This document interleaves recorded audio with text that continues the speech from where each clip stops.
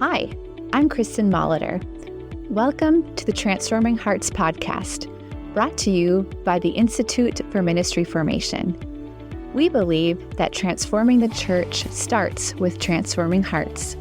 Join us as we explore ministry through the lens of relationship and accompaniment. Together, let's journey towards growth, healing, and transformation.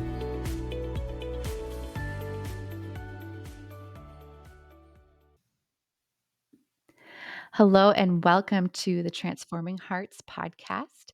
I'm Kristin with the Institute for Ministry Formation, and we have a very special guest here with us today. We have Jen Settle. So Jen Settle serves as the Director of Ongoing Formation for the Theology of the Body Institute. She has her bachelor and master's degree in theology and parish ministry from Loras College in Dubuque, Iowa. She completed the Spiritual Direction Certificate Program with Divine Mercy University. Jen is the co-author of the book Consecration to Jesus through St. Joseph, an integrated look at the Holy Family. And in 2017, Jen became a consecrated virgin, and she credits Theology of the Body as integral to discerning and forming her in her vocation.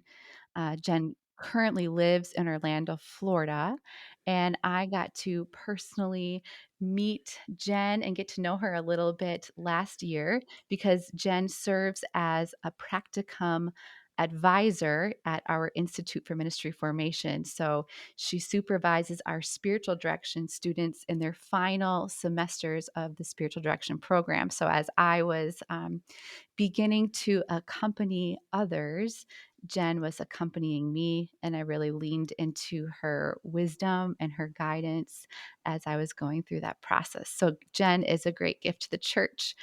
She's a great gift to the Institute for Ministry Formation, and she has been a great gift to me as well. So, so Jen, it's really great to have you on the show today. Thank you so much, Kristen, for having me on. I'm excited to be here with you. Yeah. So, Jen, I thought today we could lean into a little bit your unique vocation as a consecrated virgin and the unique ways that you are called to accompany others, obviously through your role as a spiritual director, but then in a particular way as a spiritual mother. Such a beautiful way to accompany others and nurture and guide and mentor many hearts that are entrusted to your care. So maybe we could just first start with getting to know you and your vocation story, and what led to you discerning your vocation to be a consecrated virgin. Wonderful. Thank you. I love sharing my vocation story. When I first started working at the Theology of the Body Institute way back in 2008, I really was discerning my vocation to marriage and family. And that's really what I thought my vocation was. And when I really started to dive into, and my heart being just immersed in John Paul II's Theology of the Body, and coming to understand that every person has a spousal meaning of the body, meaning that they're Mm, called to be a gift and they're called to either spiritual motherhood or fatherhood, mm, and for their life to be fruitful. And as a single person, I really started to be intentional about living that, living my life in a way that I'm called to be a gift for other people, and that the gift of that I'm giving of myself, that it would bear fruit. And so as I started doing that, the Lord just really opened up a door for me of discerning consecrated virginity, to become his bride, a bride of Christ, in the church. And what ended up happening there is, because of consecrated virginity, we are virgin, bride, and mother. Those are our three identities that we live in our vocation. I started really discerning, what does it mean for me to be a bride? What does it mean to be a mother? mm, If I'm called to that as a woman, as we're all called to that, to be a bride and to be fruitful, to bear children in some way, what would that look like for me spiritually? What will spiritual children, who will they be, and how will I encounter them? And I just didn't realize like how I was called to live it. I just didn't know how to live it. what I realized is that in the Lord's providence, the moment I was really discerning this vocation, a particular young man who I worked with at the Institute as he was an intern, he entered into the seminary, and his mother really just did not want him to be a priest. And the Lord made it very clear to me that he needed a spiritual mom, that he Mm, needed someone to accompany him in his journey towards priesthood. And so I that's exactly what I did.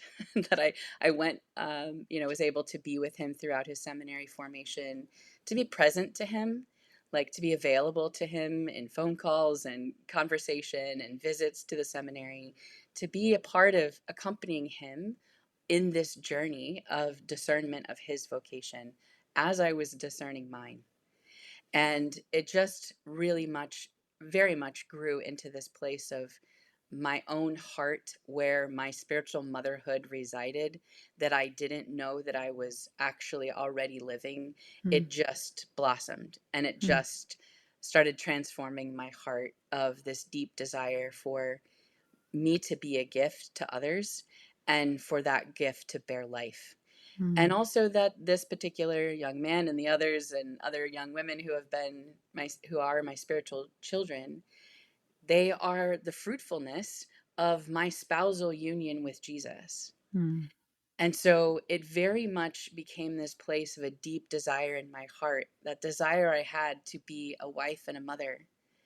In the beginning, the Lord was fulfilling in consecrated virginity, that I do live as his bride. I am a wife. I am a mother in a very real, powerful sense that is bears fruit from my union with Jesus.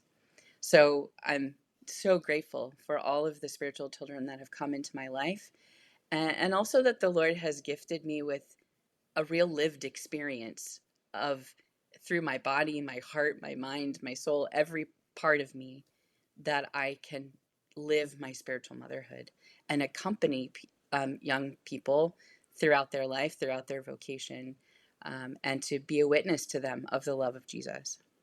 mm. That's so beautiful. And I know, Jen, you also serve as a spiritual director, which is Yes. also a way that your motherhood is lived out in a unique way. Mhm. And maybe you can share a little bit about that journey as well. Yeah. So it's interesting as I started to walk into um, the beginning stages of spiritual motherhood, my lived experience of it.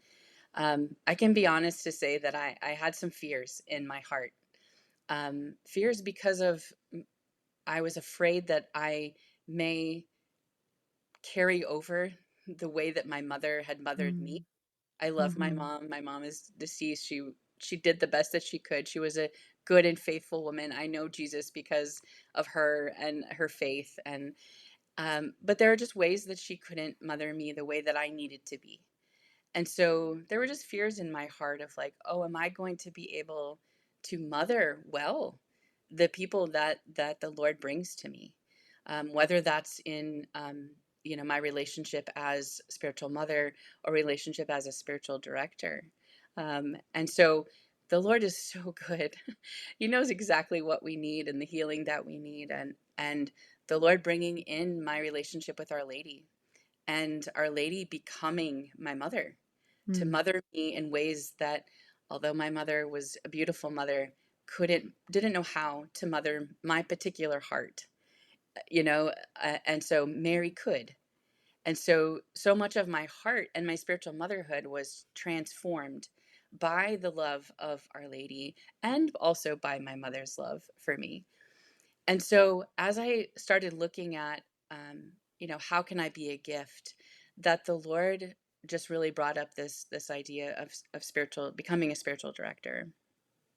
And I had been a spiritual directee for most of my adult life and just saw the fruitfulness of it. And it was also very intimidating. There were fears there too of like, oh gosh, can I like really accompany people in those places, those vulnerable spaces in their hearts, in a way that I could love them well, and that I could be the heart of Jesus for them in those vulnerable places.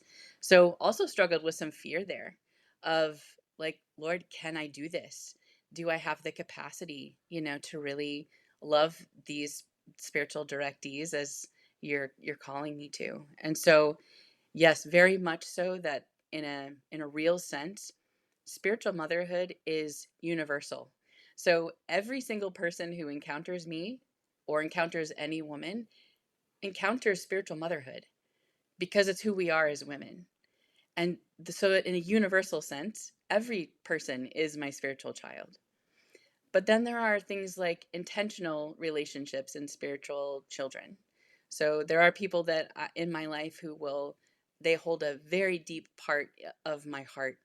And I share my heart with them. I'm present to them and living my spiritual motherhood very intentionally with these people.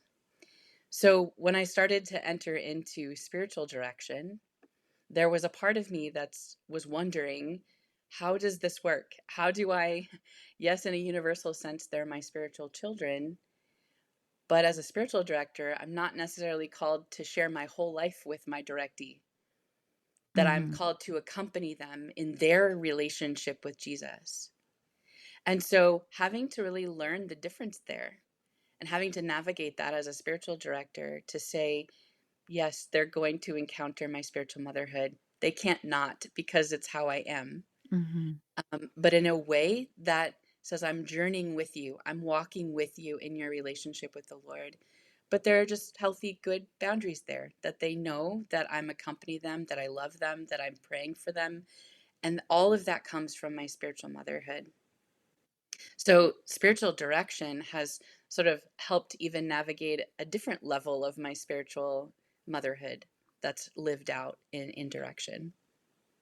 Mm, yeah, that's really beautiful. I love that how you make the distinctions of the universal motherhood that anybody entrusted into your care, just because you're a woman, they you are an expression of the church, of the maternal love, the tender heart, a safe place to land, a safe place to rest, and in spiritual direction too is an expression of your motherhood.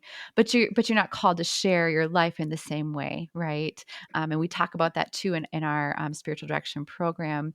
The director is vulnerable, but in a vulnerable listening, one of receptivity, one of receiving the other, one who is moved by another. So you still have a very vulnerable and open heart, but it's not always the place for the mutual sharing of life, different than the particular motherhood that you were sharing about.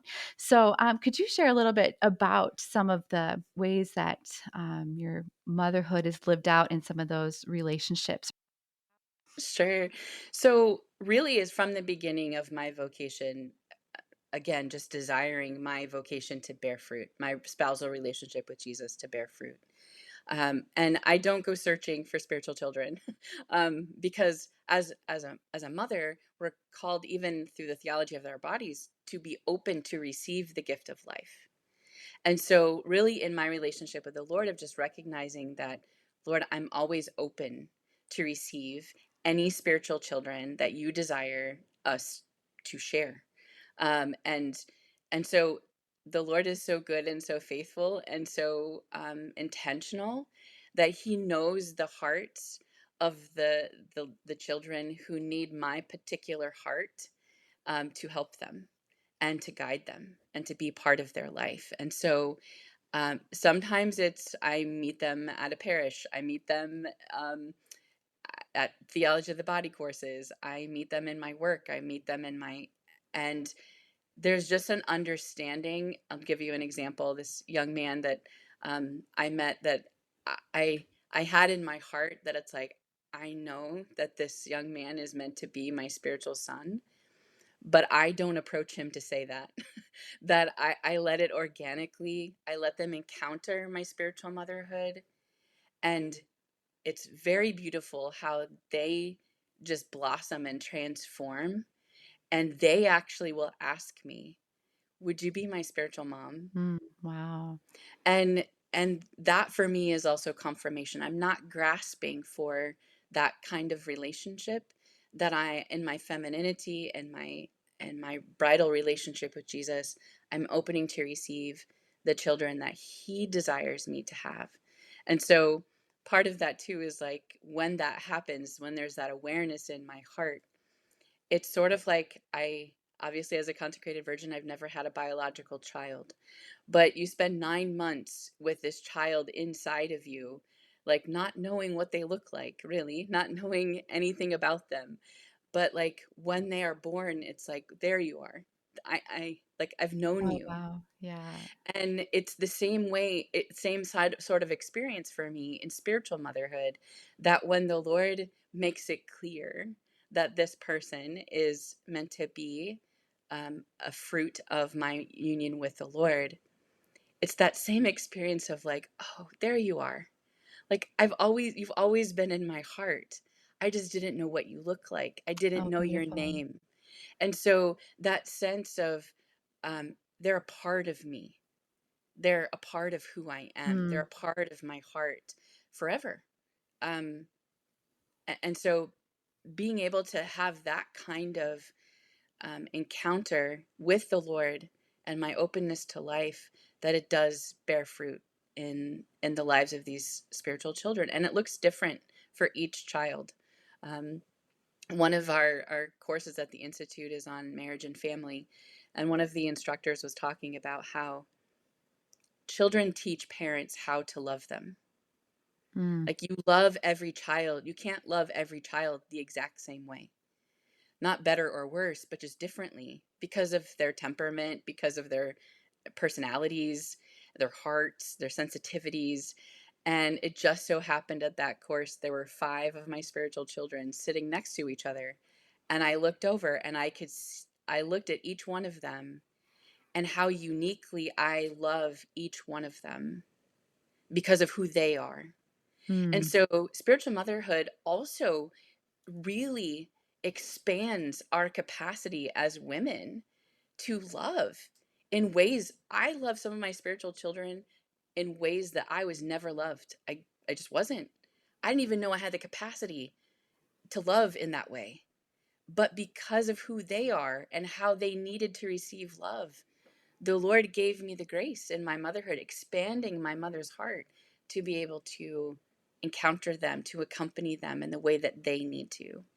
And that actually translated well into spiritual direction because I don't accompany everyone the same. Every one of my Mhm. directees the same. I encounter them and their heart and their particular relationship with the Lord and how they receive love and how they receive encouragement or um, challenge, even, that it's very particular for each spiritual director and directee. That relationship is so unique. And so my own spiritual motherhood helped me then in spiritual direction to be able to encounter the other, accompany the other in the way in which they need to be and Mm. the way that they can best receive the love of Jesus. That's so beautiful. Being attuned and attentive to the ways that each heart needs to be loved. One of the things I was just really struck by as you're sharing your story with us is how you had shared how you're open to each person that Jesus entrusts to your care. But I loved how you said their particular heart and your particular heart. Like this is really a match made in heaven. It's like not a Hallmark phrase, but a real reality that Jesus knows that there is something in your heart, in your motherhood, that this person needs, that your heart has been fashioned in a way that you can receive them, that they can rest there, that they can receive you. And in this relationship of entrustment, there's great graces and healing if you're open and attentive to it. And so I'm just really admiring your radical trust in Jesus. I think that sometimes there can be a temptation to put walls up, maybe like, no, Lord, not this person. For whatever reason, it could be like, I loved how you shared at the beginning. It was because, well, at the beginning, you struggled a little bit with like, will I inflict my own mother's wounds onto my children? And so for whatever reason it is, like maybe we feel like we don't have what it takes, or we feel inadequate in our spiritual motherhood or fatherhood, or we feel like this person is too much or too messy, or we don't have time, and we live with a closed heart. But your example of living with an open heart to the particular children that the Lord entrusts into your care is really beautiful, and how each spiritual son or daughter expands your heart and teaches you how to love, because we don't love in general, we love in particular. And we build up the gift that each person is. And so, maybe are there any stories of like just beautiful healing in your spiritual children that has happened because of this lifelong and committed relationship that you have with them? Hmm. Yeah, I think, it was a healing between, in my own heart and theirs. They Mm, didn't know that a healing was going on in my heart in this, but I had 2 particular spiritual sons who live in different places, but they had individually come to me and shared something very vulnerable about a struggle that they have had for a very long time in their life, and that there was shame, like, wrapped around that. And I they shared those things with me. They had only shared with their spiritual director before, but shared it with me as their spiritual mother, because they wanted me to open up their hearts to see that part of them. mm, And there was such fear within their own heart of, will she reject me? Will she not love me as much? And what welled up in my heart was that, oh, I love you more. I love you more than I did before, because of how vulnerable you are with me in this moment, that you trusted me, and and the fact that you trusted me so much to open up these places, that there's shame in your heart that you carry with this, that you would be vulnerable enough to share those things with me, that it doesn't make me love you less, it makes me love you more. And just this great, I just saw the transformation for them in their own hearts, a relief, that it's like, "Oh gosh, like, she loves me there. She loves me in that place where I struggle to love myself." mm, And just seeing their relief, and just this deeper of intimacy that we experienced as spiritual sons and spiritual mother, and seeing that healing of like, "No, I can bring this to the light. I can, and I can be loved in that place." What they didn't know at the time was that it was something, a long part of my life, where I couldn't understand how God could love me in the places that I was ashamed of in my own heart. I really struggled. I had a priest friend who continually told me, "Your poverty, your weakness, your littleness is beautiful. The Lord loves you there." And I just rejected it. I couldn't understand it. It wasn't in ever in my experience that I had experienced that for myself. So here, as these 2 young men are sharing these things with me, and I'm experiencing the heart of a mother to love them even more than I did before, because of their poverty, their weakness, their mm. littleness, their vulnerability. It was a healing for me, that I actually called up that priest and I said, "Thank you for never giving up on me, Oh, for beautiful. always telling me that my littleness, my poverty, my weakness is beautiful, and that the Lord loves me there. I rejected it so much, but I can't reject it anymore. Because if I, as a wounded, impoverished spiritual mother, could experience this increase of love, and deep love for my spiritual sons and their weakness, how much more does the Father love me in mine?" And so Mm. it just became this, um, mutual healing that happened because of their trust in me, in my spiritual motherhood, that I could love them. So it's not only that spiritual children are transformed, their hearts are transformed by the love of spiritual parents, but spiritual parents are actually also healed by the It's love of their beautiful. children. Wow. Yes. Yeah. Yes, just to be so deeply moved by the trust of another heart. Mhm, And anytime we are in the privileged place of receiving someone's vulnerability and poverty as a spiritual mother or spiritual father, um, we get a taste of the Father's heart. mhm, He is sharing his heart with us. And as you shared, it's mutually healing. When we experience the heart of a parent, the unconditional love for another, we get to taste what the mhm, Father's heart is for all of us. mhm, And shame really shrivels when it's brought into the light, when it's held, when those shameful places are held under the gaze of another who loves us, that we can no longer sit in the dark and wonder and worry and judge ourselves. And am I loved there? Am I? Well, we'll never know unless we find out. mhm, Unless we take the risk, and what a testimony to you too, Jen, that the trust was really there in your relationship with your spiritual children, right? That, they felt that your relationship was at a place where they could take the risk, and really trust is the foundation of, being able to be vulnerable, and so what a testimony too to the commitment that you had to them prior to this experience, that they came, with the anticipation that they would be loved. mhm. And that's really my hope in spiritual direction as well. To create that trust and that safe space for my directees to be able Mm, to share mhm. those things, be vulnerable, to be able to share the places where they experience shame, the places where they don't believe that they'll be loved. And that in some way, that in those spiritual direction, sessions, as they share those things with me, as I accompany them in their journey with the Lord, that they can experience another human being who receives them in their shame, in their woundedness, their littleness, their brokenness, and loves them there.